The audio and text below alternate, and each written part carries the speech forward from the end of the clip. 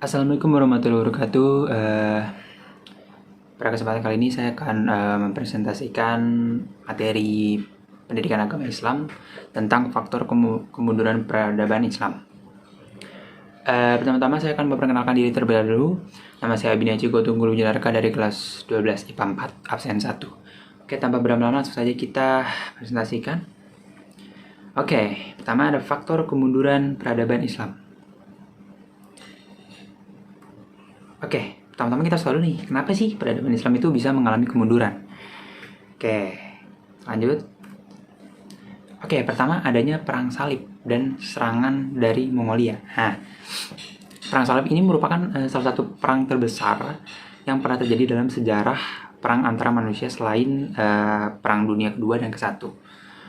Nah, perang ini tuh memakan banyak banget korban.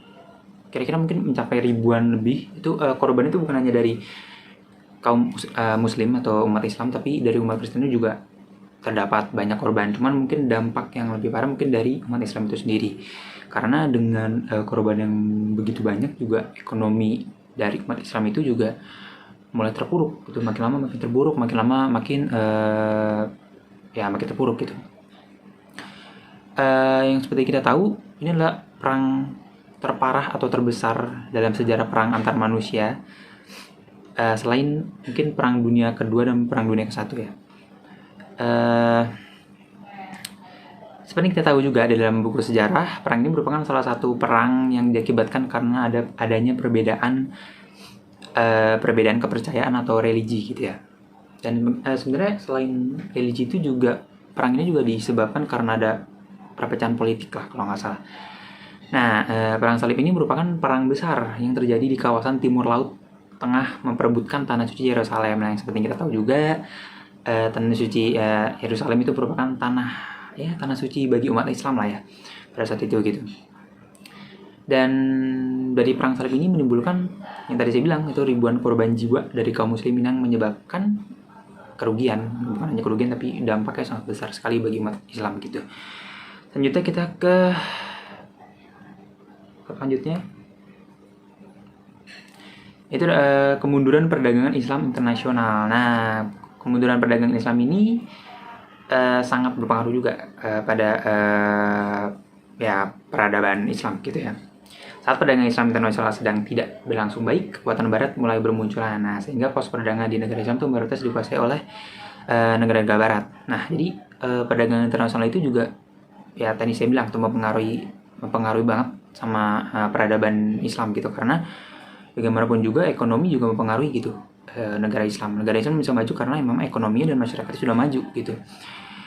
Kalau kita lihat sekarang ini ya, kita sekarang ini aja nih. Sekarang ini banyak negara-negara barat atau negara-negara non barat ya, selain barat gitu maksudnya, itu menguasai perdagangan internasional gitu loh. Dan ya ini salah satu buktinya gitu loh, bahwa perdagangan Islam memang sudah tidak perdagangan Islam di internasional mungkin zaman dulu mengalami kemunduran gitu. Walaupun sekarang ini negara Arab, yang kita ngomongin negara Arab mungkin sekarang udah salah satu ekspor terbesar minyak bumi ya. Dan itu mungkin salah satu bentuk kemajuan umat Islam gitu, kemajuan umat Islam dari keterpurukan gitu. Dan kalau kita lihat masyarakat Arab itu sangat cerdas gitu, cerdik dalam mengatur strategi bagaimana caranya dia bisa mempertahankan ekonomi negaranya gitu. Selanjutnya ada faktor ekologis negara Islam yang gersang. Nah, ya seperti yang kita tahu, negara Arab gitu ya. Negara Arab adalah kan negara yang terdiri dari sebagian besar kan padang pasir gitu ya. Kalau kita lihat sini karakteristik wilayah Jazirah Arab terdiri atas tanah pasir yang bergunung-gunung. Tanah yang berupa padang pasir ini nyaris tanpa air sama sekali, mau benar gitu. Kalau di sana memang sumber airnya itu berasal dari pegunungan, bukan dari padang pasir atau apapun itu gitu. Nah, karena minum air tersebut, negara Arab menjadi kalah saing dengan negara-negara lainnya. Nah, dari situlah negara-negara Barat memanfaatkan situasi tersebut gitu. Karena kan negara Arab yang sulit untuk menghasilkan perkebunan layaknya negara-negara lain ya. Kalau kita tahu memang perkebunan kayak misalkan buah-buahan, kopi dan lain-lain itu tidak bisa hidup di wilayah yang gersang atau padang pasir itu. Oke, kita masuk ke selanjutnya.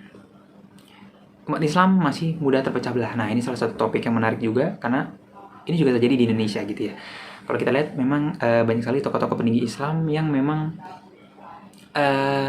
ya berseteru gitu ya. Contoh misalkan dari partai A sama partai B itu berseteru, apalagi organisasi Islam dari organisasi Islam A, organisasi Islam B itu berseteru dan lain-lain. Dan ya menurut saya ini karena politik gitu kan, dan karena politik ini menimbulkan menimbulkan keraguan gitu, keraguan bagi siapa, bagi kita para generasi baru atau generasi penerus bangsa, atau bahkan mungkin pengikut mereka atau mungkin umat mereka tuh menimbulkan rasa keraguan gitu.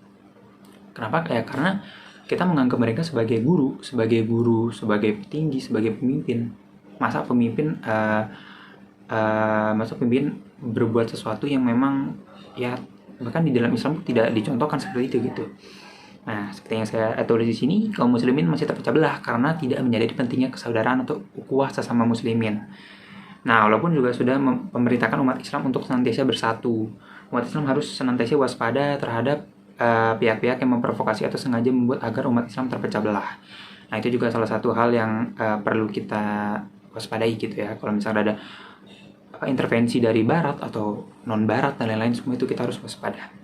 Oke, selanjutnya umat Islam itu kurang menguasai media massa. Nah, ini benar juga, karena kalau kita lihat ya banyak yang sekarang ini ya. Kalau tadi kan kita ngomongin tentang yang dulu-dulu ya, kayak misalnya perang salib dan lain-lain. Nah, ini kita ngomongin yang sekarang.